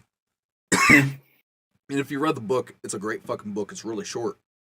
But he would never have imagined it would have taken off the way it has. Yeah. Well, and I think in show business, there's a lot of luck involved. Yeah. Because you never know what people are going to latch on to. As you said, I got lucky. You hear that almost in every interview ever. I did. I really, like it, and you hear that a lot, yes, you work for it and stuff like that, but there in any casting in anything is luck. I don't think if you talk to Viv when she was doing, yes, people were realizing that she was doing Hasbin Hotel and knew that this was coming. But if you asked her if she thought that a 30-minute pilot, do you know how hard it is to get millions of views with a 30-minute video? Yeah. Yeah. Yeah. And she's got 60 million views. Yeah, it's crazy, man. Now so if you asked her if she was going to if she thought she was going to 60 million views, I doubt that, what her plan was. Again, she was trying to make that as a put on the public and then go out and actually do stuff. A lot of people do that, try to pitch it to studios and stuff like that. So yeah, and she got the most success. That's what people dream of. And those voice actors are like, oh my god, they just kickstarted our career. Let's go. Yeah, it got picked up. And it's crazy. I don't know when it's happening, but yeah. A24 picked it up, if I'm not mistaken. Yeah, A24. Yeah. Which we're going to be watching Midsummer here pretty soon on the channel because we do watch parties with our patrons. Oh yeah. Yeah, because like with our Patreon, we were wanting to really give back to the fans of what we do by giving them a lot of interaction and give them some time. And then, like, you know how much it takes to have an evening out to go to the movies anyway, so you'll spend like $60. So we watch a movie every week with them. So, like, A24 is fantastic, though. They've done some great work. So, like, I couldn't think of a better studio to get picked up by right now. I just don't know what channel it would be on. Does anyone know? Because A24 doesn't really have a channel. No, they don't. They really don't. They just do random. They do movies. They do movies, and then they have their television shows that are on Netflix and other stuff. So I don't. Yeah, like I think, Hulu and everything. Yeah, I think that's really the next step. Is once it's picked up and stuff, where is it going to go? If I had to guess, because I truly don't know. Like, I was in ZooPhobia, guys. I don't know the workings of what's going on with Has-Been Hotel and stuff like that. I just want to say that right there. I don't know. And no, I'm not going to ask. But I don't think she could tell you, even if she knew. Yeah, my honest guess is probably Amazon Prime is what's going to pick it up. Ooh. The reason being is because they've been getting into more animation and stuff like that. They were trying to get the Sonic reboot that was going to happen, and then that canceled. And a Crash Bandicoot reboot, and then that canceled and stuff like that. So they're trying to get into more animation as well. So I'm guessing Amazon maybe Prime. Netflix because of Big Mouth and stuff like that. Yes, but Amazon Prime I think might actually The only thing is, though, Amazon Prime likes to take control of it, but luckily A24 has her back. So right. Plus, also it depending on who picks it up is how because let's be honest, that pilot's going to have to be redone to whatever that studio is. It's not going to be the same pilot, Right. That's if they did pilot and just doing episode 1 type. Yeah, imagine people being like, okay. By the way, Has-Been Hotel, can you do without the cursing? No. Can you do without the drugs? What the fuck are you talking about? Don't be a cunt. Has-Been Hotel coming soon to Disney Plus. Oh no! So what I would like to do, though, if we can, I know that Fluff and Jazz had a song kind of prepped. Oh, I'm sorry. Yeah, no, seriously, go. I figured go ahead, break it up rather than a solid fucking, massive block. And if you wanted to sing another one, it'd be an. I'm actually good because I kind of did 2 already. I did a rap and I did a song, so there you go. All right, there we go. All right, Fluff, do you have something? I have something, but Jasmine, you go ahead. Okay. Jazz. Razma Jazz. You get to go. You go first. After the Broadway star. You go first. No, you go. Now listen, when you have to go, I'll go. Hell of a boss coming to Comedy Central. Oh, no. I would not be surprised at that. I really wouldn't. Okay. Anyway, I'm gonna go ahead and go. Do it. Just do it! Do you ever feel like a plastic bag drifting through the wind, wanting to start again? Do you ever feel so paper thin, like a house of cards, one blow from caving in? Do you ever feel already buried deep, 6 feet under screens, but no one seems to hear a thing? Do you know that there's still a chance for you, 'cause there's a spark in you? You just gotta ignite the light and let it shine just on the night like the 4th of July. 'Cause baby, you're a firework. Come and show 'em what you're worth. Make 'em go, ah, ah, ah, as you shoot across the sky, ah, ah. Baby, you're a firework. Come and let your colors burst. Make 'em go, ah, You're gonna leave them falling. You don't have to feel like a wasted space. You're original, can never be replaced. If you only knew what the future holds. After a hurricane comes a rainbow. Maybe a reason why all the doors are closed, so you can open one that leads you to the perfect road. Like a lightning bolt, your heart will glow, and when it's time you'll know. You just gotta ignite the light and let it shine. Just on the night like the 4th of July. 'Cause baby, you're a firework. Come and show 'em what you're worth. Make 'em go as you shoot across the sky. Baby, you're a firework. Come and let your colors burst. Make 'em show you're gonna live and fall in boom, boom, boom. Even brighter than the moon, moon, moon. It's always been inside of you. And now it's time to let it through. 'Cause baby, you're a firework. Come and show 'em what you're worth. Make 'em go as you shoot across the sky. Firework, come on, let your colors burst. Make 'em go You're gonna live falling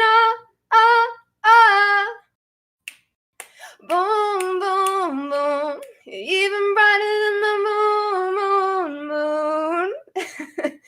Boom, boom, boom. Even brighter than the moon, moon, moon. Murder!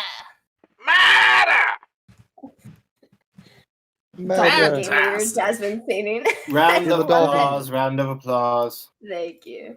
Yeah, what I really love about our cast, Eric, is like we have such a diverse set of voices that always put their best out there. Yeah. So, like, also, Eric, you mentioned your Twitter, right? It's EJ Shonk, and his DMs are open on the Twitter.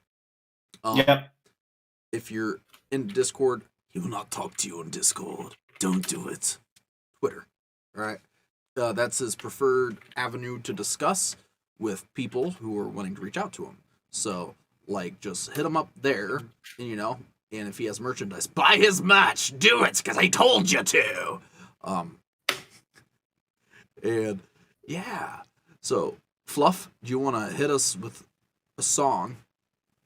I just wanted while you said that, I got a friend request from some green boy on here. Yeah, don't. While he was saying I don't do that stuff for Discord. It's a little delayed.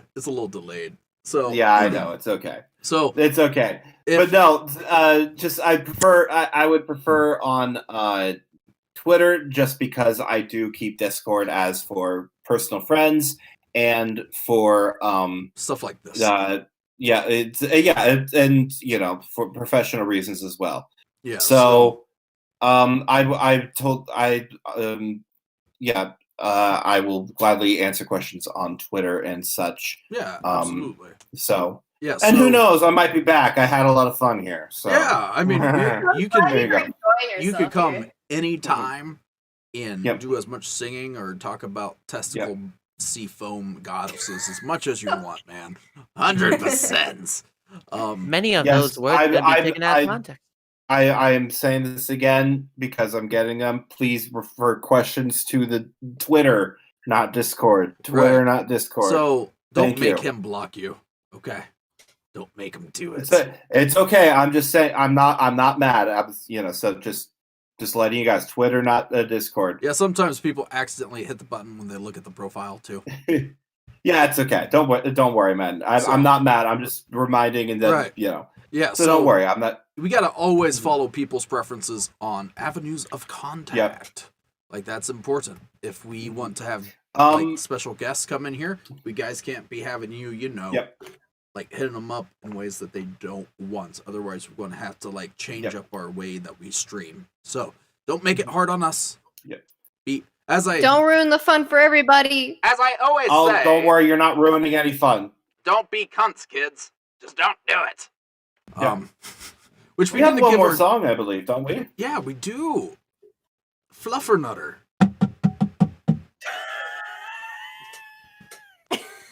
Fluffy. Oh, I called you out, buddy. Oh, I called you out. You gotta do it. It is time for you to sing, Fluffy Poo. I got it.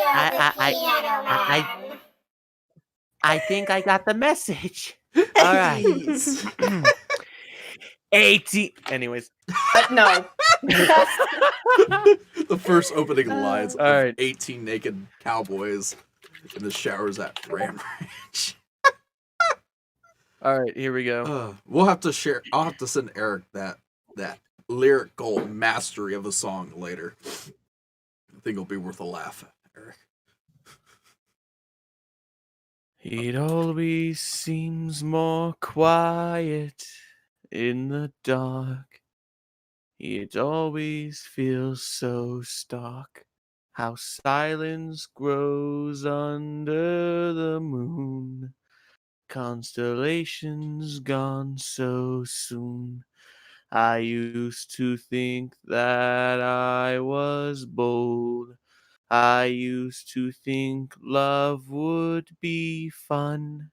Now all my stories have been told, except for one.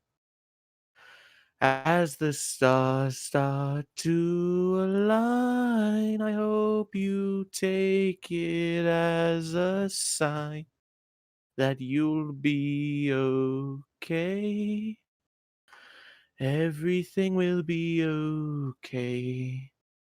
And if the 7 rings collapse, although the day could be my last, you will be okay. When I'm gone, you will be okay. And when creation goes to die, you can find me in the sky upon the last day, and you will be okay.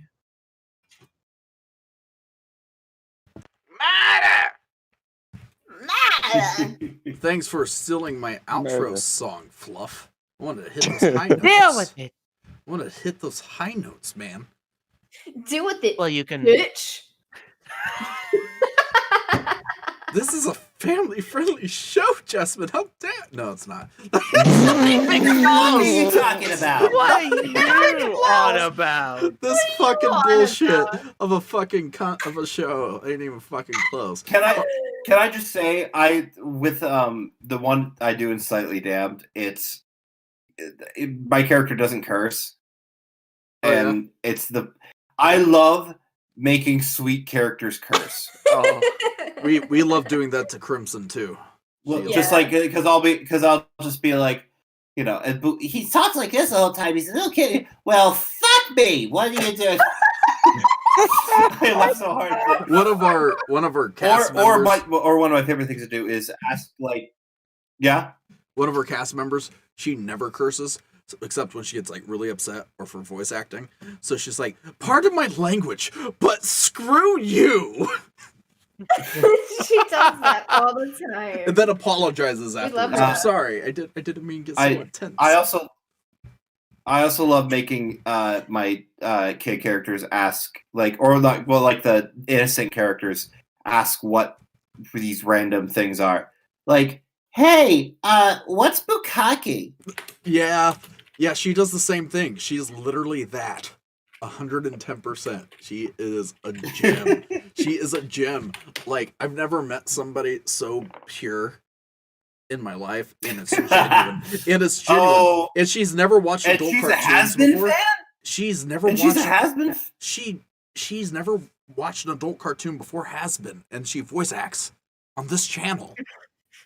Of all things, on my show. Well, that's what I'm.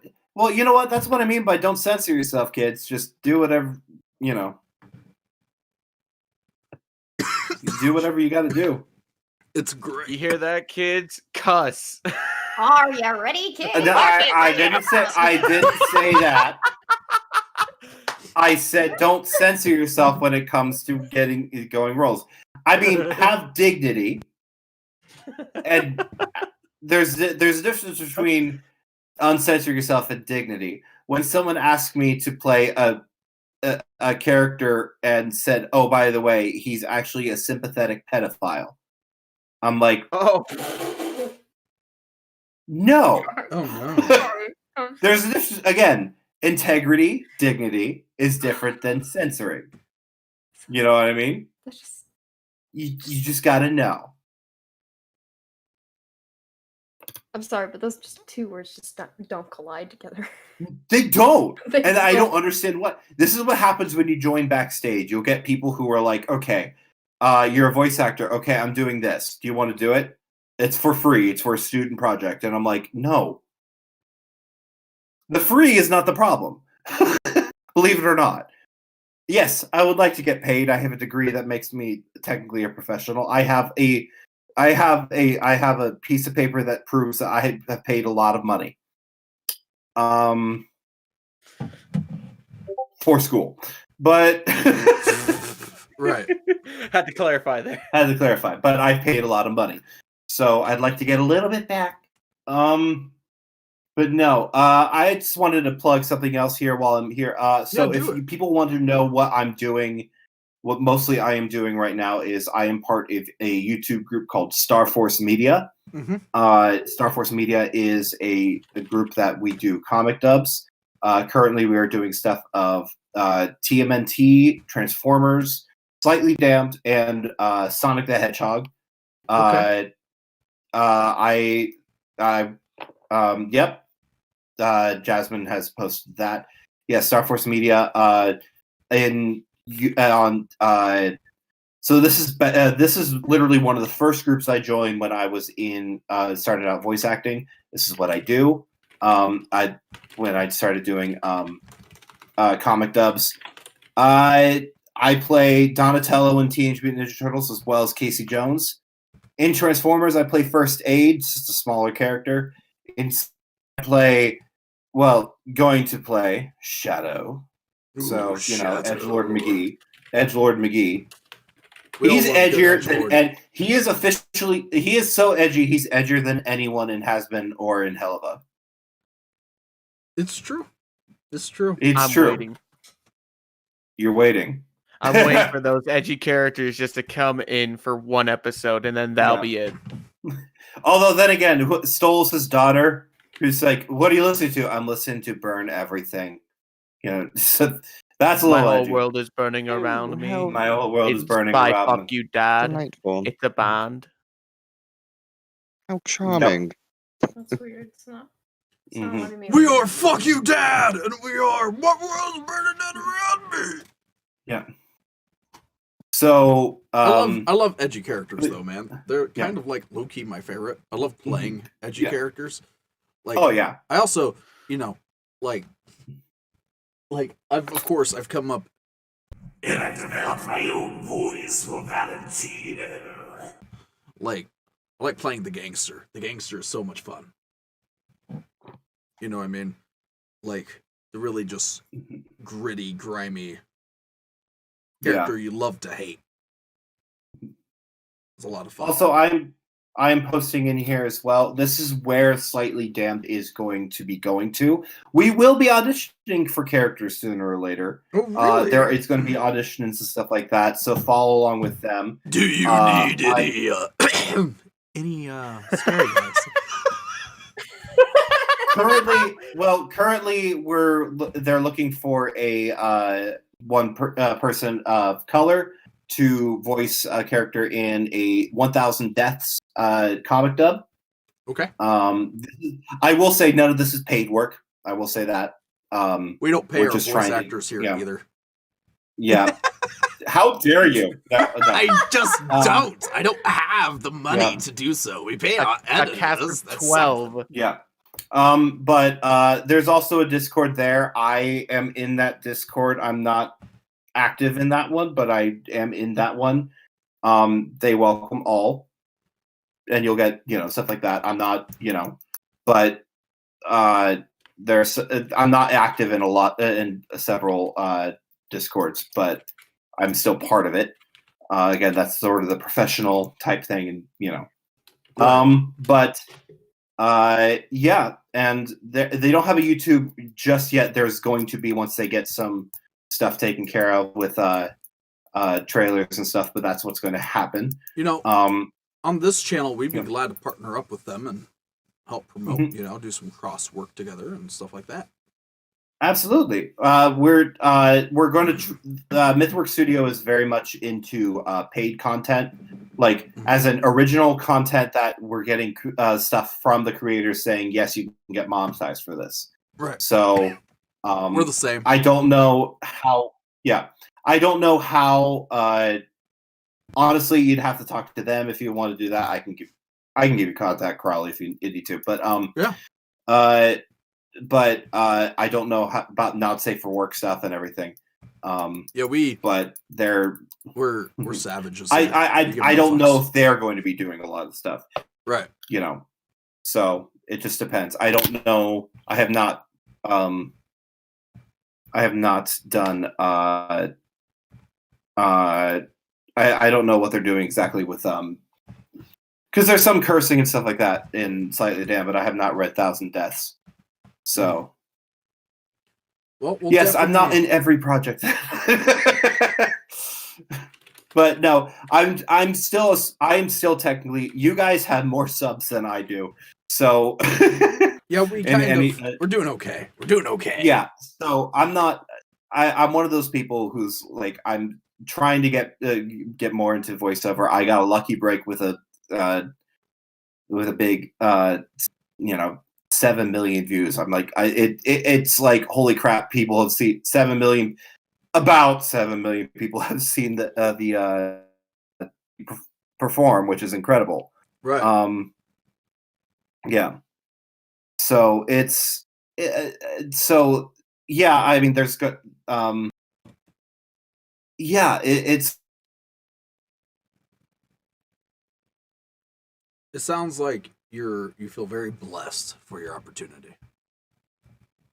Small actor. Absolutely. I am every day I feel blessed because I just being part of what I've been part of, and I know I'm not giving up theater at all. Right. Theater is still happening. And that is honestly generally my focus. And so even though I may not be, I would love to be in an anime one day. I'd love to be Ben Diskin or Rob Paulson and stuff like that. But you know what? If my calling is a stage, then my calling's a stage. But there's nothing wrong with having a fun here and there with all doing other projects and such. So, wait. So you didn't meet Ben Diskin? I've never met Ben Diskin. Isn't he in the same project with you? That is a very big misconception about voiceover stuff. You do not get to meet the fellow cast members. I promise. Like I've not met like here questions where I force. I've not met Terry Grip. Yeah, it's not. We didn't have a Discord and do a cast. Read through or whatever. It's especially since it was something online. It's not like hell, like you look at all the stuff for Futurama and all this other great animation. Sometimes they have people in the same room, but sometimes they don't. And but I don't have. I like. I don't. It's. I have not met the people. No. I've not met, and I've not. The only person I have met is. I believe the only person I have met is Alex, who played Damien in. So, real quick, in person. quick bit of business, right? Go ahead and drop your link to, if you haven't done already, your link to YouTube in the stream chat. On I've already someone's already done that with Star Force. I will go ahead and do that with mine as well, even though I will say I don't upload a lot. I just when I have a performance somewhere and someone records, that's when I upload and such. Like, Right. It goes from 1 year, 2 videos from 1 year ago, and then goes to 3 years ago, then goes to 4 or 5 years ago. I don't upload much, but it is cool. But I will say it would, if you want, there's a definite like going from the, from school to all the way up to, me doing it professionally and such. So, right. There's definitely a cool progression there. Yeah, absolutely. So we're going to be going into the after show soon, which I don't know if, like you were told about that. It's our patron only show for our top 2 tiers. And I had a really cool idea for that. Is Bohemian Rhapsody is a song most of us know and love. We could each take a part of that song and do part of the, part of Bohemian Rhapsody together. I think that'd be a lot of fun. That would be a lot of fun. Unfortunately, I will have to pass on that for now. Okay. It does seem like a lot of fun. I'm just not. I do have a little bit of other plans. So okay, that's fine. But next time. But yes, next time. Maybe next time. Yes. Because we would love to have you back anytime you're available around this time slot, any day of the week. I will gladly come back at times. Yes. Yeah. So I do not mind at all. Like, it was a lot of fun. We really appreciate you taking your time and talking about your life a little bit. And even though it got a little derailed slightly, right? Oh, don't worry. It always happens. It's this show. I don't have that much interest. Like, I went through the interesting parts of my life already. There's not that much more. Right. It was, but we like to just, getting to know about your love of history and stuff. That's a part of the thing. That's part of the interview. Getting to touch in a little bit about, because we got more to our lives than just what we do with our voice. Yeah. And like, I think it allows us to kind of get to know you a bit more, because the fans at home that love your character and love all this stuff, they might not have known that you had a passion for history, let alone mythology. So I think that's cool. Yeah. Very much so. So we are rounding the corner. Is there anything else you want to share? Otherwise, speculate. You want to do a bit? We got a couple minutes left. If you are bringing people on from Broadway, tell them I said hi. I hope. Tell them that you have a fan that will gladly work with them at any time, even though they probably won't. I understand, bro. Yeah. I understand. I want that shameless self-promotion too. Like, yeah, absolutely. Like, we're all artists here, man. We all push. Yeah. And we do what we There's do. There's been times when I've been starstruck where I'm like, hi. And like, the first thing I want to say is, can we sing together? Can we do a show together? Can you hire me for something? Yeah. Anything. I'll wash your shoes. Anything. I'll wash your shoes. I'll do it for free. God damn it. I'll wash your shoes. I'll lick them clean. That's. It took me literally every fiber of my being not to say because I had a beer with Adam Pascal, who, if you guys don't know, is from Rent. Ooh. The main guy from the musical Rent, and Aida, and was in Something Rotten and stuff like that, and it's just fucking incredible. But Yeah, it took every fiber of my being to not ask him, "Hey, can you sing with me? What was Rent like?" And stuff, because he hates that question. I know he does. Right. Yeah. Kind of like if you ask Harrison Ford, Star Wars, anything, like Harrison Ford will flip the fuck out on you. Yeah. I had a beer with Adam Pascal. It was awesome. I have a picture with him too, so it was fantastic. But yeah. Yep. Beer with Adam. Yep. I went there. But no. But no, seriously, guys, this has been a lot of fun. Yeah, it really has been. I've Yep. really enjoyed every bit of it, and I'm glad that you enjoyed yourself, because, like, yeah, you know, hopefully the word gets out that this is a fun, you know, environment. That's also like you get to promote your stuff, get to talk, get to lay back, kind of get talked at like on a personal level. Because I find more often than not when people go on to shows, like, part of the professionalism is the laid back atmosphere, not freaking out when the person's there, and be able to just kind of just talk almost as on a peer level. Of course, like, you're you and I'm me, and we'll there'll always be that divide, right?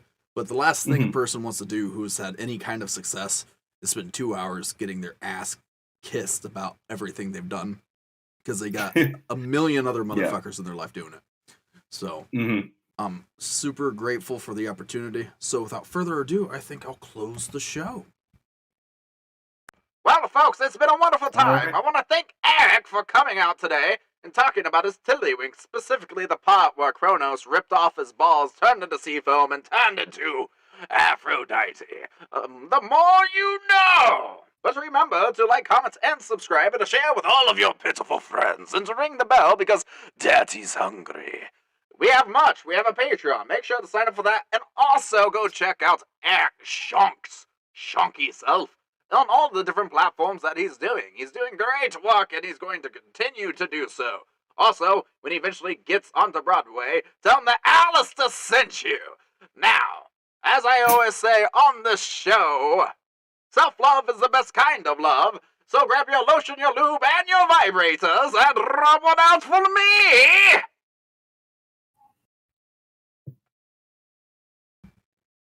Then we gotta wait for her to catch up so we can end it. I'm listening.